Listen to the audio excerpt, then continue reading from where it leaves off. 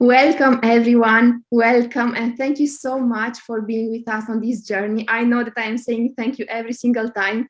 And the reason why is because the coaches, trainers, and consultants have so much to offer, so much value, so much information, so much knowledge they are willing to share with us in these interviews. So, thank you once again for being here with us. Today, our special guest is Manzar Bashir. Manzar is a chartered member of the CIPD and certified business psychologist from the Association of Business Psychology. He has been coaching leaders for the last 10 years. Welcome, Manzar. Thank you so much for being with me today. Thank you so much for inviting me. It's an absolute pleasure to be here and talk to you, and I'm looking forward to it. Thank you so much. I am honored to have you here, and I'm looking forward hearing more about your experience because today is going to be about leadership. And I would like to start right away. What is your story? How did you start on this path of helping other people become leaders? And what is your mission? Yeah, so I'll just give you a brief background of where I started from. I did my MBA from here in Pakistan, then I went to UK to complete my master's in people development. So I especially studied developing individuals, teams, organizations. And when I came back, I worked for a couple of banks for around 5 years. At that point of time, I realized while working in the HR and training department that this is something that I want to do. I think I have an ability to help people understand themselves better.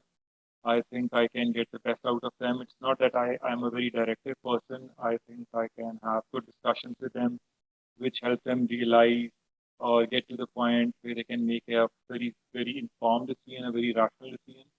So I wanted to have do some courses. I applied for the membership of, so I did a courses for British Psychological Society.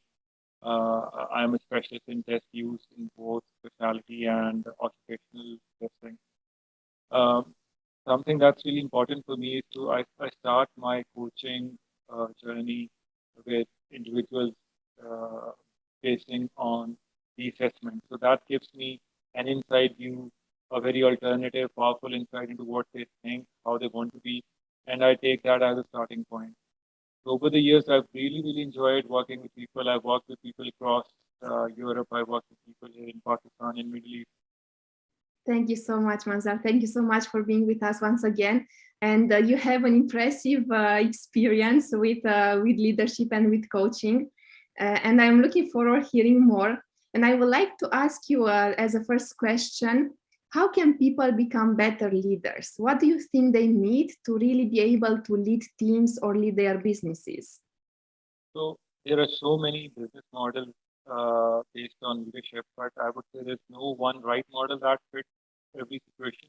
You have to adapt accordingly. For me, I'm a little biased towards psychology. I would say it's really important to have self-awareness. You need to know one of the things that we discuss is identity. Identity is what I think about myself, and reputation is what others think of me. So a leader must have a very minimum gap between what he or she thinks of themselves and what others think of them. So I think journey needs to start from self-awareness, and then I really enjoy working with leaders who who work in a collaborative manner, who are not directive, and who lead from the front. So you just can't ask people to do things that you're not doing. They listen to you, probably they won't be able to say anything to you, but in their heart they won't try to do or put in as much effort as they really should. So these are the couple of things that I feel are really important for a leader. Thank you so much, Manzar. Thank you so much. And this also reminds me of my own experience that we have to walk the talk. As you mentioned, that actually our actions are the ones that will inspire people and not necessarily our words or not only our words. So, absolutely. I would like to ask you, what do you think is the difference today between a leader and a manager? Because I know there is a lot of debate around it, and I know that many people think that if they get into a managing position, then automatically they become leaders, which is not necessarily true. What do you think is the difference? If a leader is spending too much time on operations or day-to-day things, I don't think he or she is a good leader. So what a manager does is that I won't say they are always firefighting, but I would say that their focus is a bit short term on getting things done. But the focus of the leader is on the future. What's going to happen after a couple of years, maybe after 4 or 5 years? Who do we need to hire now to address the demands that we have from the business? So this is what I believe is the difference between leadership and a leader and a manager. But as you said very rightly, that it's a very ongoing debate. Thank you, Mazhar. Thank you very much. Do you think that there is a way for everyone to become a leader? Do you think we can learn this? Because I know, especially when you are at the beginning of the career, that you would like to be in certain positions, and especially young generations only think about becoming managers right away. Do you think there is a prerequisite or, I don't know, some ingredients that we should have in place before we become leaders? I would let you know that how my thoughts have evolved over this. If you asked this question to me probably 10, 11 years ago, I would say that leaders are probably born and they cannot develop. But over the last 10 years, I've done so much research, I've read so many books, I've met so many people, and I feel that there's absolutely no skill that cannot be acquired. Yes, people who have natural leadership skills may have a slight edge, but I feel if somebody wants to be a leader, they just need to be around people who they want to be, or who they like. Feel that these are the people I would probably idolize in some way or the other. If you want to be a leader and you're surrounding yourself with people who don't have such abilities, I think you'll be satisfied. I don't even want to use the word satisfied. I think you'll be complacent and you won't even try to do something. Uh, Skills like leadership, teamwork, even skills like creativity, they can be acquired as well. So I totally believe that there's absolutely no criteria of saying that only this person can become a leader. Thank you, Manzar. Thank you very much. And this reminds me for those who are starting their businesses, for example, they are in a small business and they don't know how to handle everything, that they can lead actually their team, and they can be the ones driving the business rather than being the ones doing. As you mentioned, is not about doing anymore, it's about leading and guiding other people. And what I would like to ask you next is, how do you think that we should start working with ourselves so that we become better leaders? Meaning that what do we have to, I don't know if fix is the right word, or how can we work with ourselves to become better leaders? I think the starting point is to identify where the gap is. And if you are living or working with same people, probably you won't be able to do that. So you need to find a person who can provide you critical feedback, a person who is open and honest towards you. What happens is that our friends or close family members, they are a bit reluctant to give us critical or constructive feedback. So the important thing is that you identify where you are lacking and then see, maybe there are a couple of things, 3 or 4 things that you feel that you need to improve, but then figure out which one of these is urgent. For example, I want to learn French, but is that important to me? Yes, it is. Is it urgent for my job? No, it's not. So you'll have to see that what are the things that are urgent and important. That's why I use assessments, because assessments can help you dig out information which normal conversations cannot. Otherwise, talk it out to somebody who is experienced and give them examples of what you've been doing, and probably they'll be able to point out if you're doing something that can be improved or doing something that is wrong. But it has to be something that's relevant to your job. There's no point in doing something that's not relevant to your job because you won't find the motivation.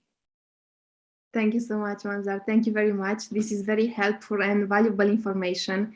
And what I am always surprised, and I've seen it over and over again, is that sometimes people manage to get into higher positions in the hierarchy, for example, in a company organization, although they may not seem as competent as other people. And this always struck me and surprised me. And I was wondering, why do you think this is happening? Do you think they have other skills that other people who are maybe more competent on the technical stuff have? Okay. Yeah, as I said that I was working, what happens is that I'll give you an example of an engineering firm where I was working as a consultant, and there was this person who was in a leadership role, which was surprising for me because I felt that he needed to polish his leadership skills, but he was very sound technically. What happens is that you can have a leadership role thrust upon you if your technical skills are really good and they're really important for the organization as well. In other cases, I've just seen that some people are at the right place at the right time. Some organizations value loyalty. So these can be some of the reasons. But yes, there are some people, there's always room for improvement, no matter how good a leader is. So when it comes to people who have good technical skills, I think they need to work. They also need to work a lot on their leadership and management skills. Thank you so much, Manzar. Absolutely. And this also makes me think that actually leadership, or you become a good leader when you start caring about people. Yeah. And from my experience, the moment I started to work with myself and grow personally, this was also the moment when I started to identify my mistakes. And whenever I was not balanced with myself, I was also not able to lead my team. Yeah. And this also reminds me of growing personally before growing in our business and in our career. What do you think would be the first step to start this growth? Because I know, especially in organizations, many people don't even realize that they are not on the right path, they are not working with purpose, maybe they don't enjoy what they are doing, so they transmit this feeling to their team. What can they do? What is the first step they could take? Yeah, so I've seen actually interesting that you brought up this question. I've seen so many people who are indulged, occupied in their day-to-day activities so much that they don't even realize where they're going. I think what they need to do is that sometimes you need to take a break, not a break as in take off from the work, but try to relax your mind and try to think where they're going. Where do they? If you ask the question to a lot of people, where do you want to be in 2 to 3 years' time? It seems a simple enough question, but believe me, more than 60-70% people have not thought about it. And I was reading a research which said that whenever you're planning, it's really important that you write down your plans because you're 3 times more likely to achieve what you want to do. So if I have something in my mind, all right, I want to improve my communication skills, but how do I have a plan? So it's really important to sit down, think about where do you want to be, cancel out the things that are not relevant, and then focus on the things that are really important for you. I think that's the most important point, and keep on bouncing ideas and bouncing off your progress with others so that they can give you feedback. Thank you so much, Manzar. Absolutely. And this reminds me actually of what I saw happening from my experience is, as you mentioned, people are very focused on their daily tasks. And do you think that we are too much focused on the to do rather than to be, meaning that we don't have time for ourselves? And even if we want to take some time off, actually, we say that we don't have time to take time for ourselves. And then there is like a vicious circle which is never ending. How do we stop? You mentioned that maybe we have to stop. How do we stop? I was talking to somebody last week and I said, what do you want in life? And he said that I want success and money. And I said, you should focus on hard work because success and money automatically comes. It's a byproduct of the hard work. Similarly, in this case, the question that you asked, if you don't focus on being, I think you're missing a big point here because you're shooting in the dark. You don't know what your goal is. And if you know what you want to be, if you know how you go about it, success will come automatically. Things will sort themselves out. I know it sounds philosophical, but it's true. You go get lost in day-to-day things and you just lose track of who you are and who you want to be. And that's really important for you because if you take care of yourself, only then you can focus on other things.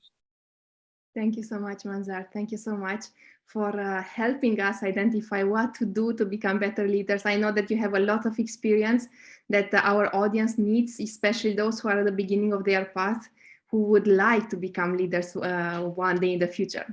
Thank you once again for being with us. I would like to ask you before we close our interview, who are you serving and how can people contact you if they want to be coached by you?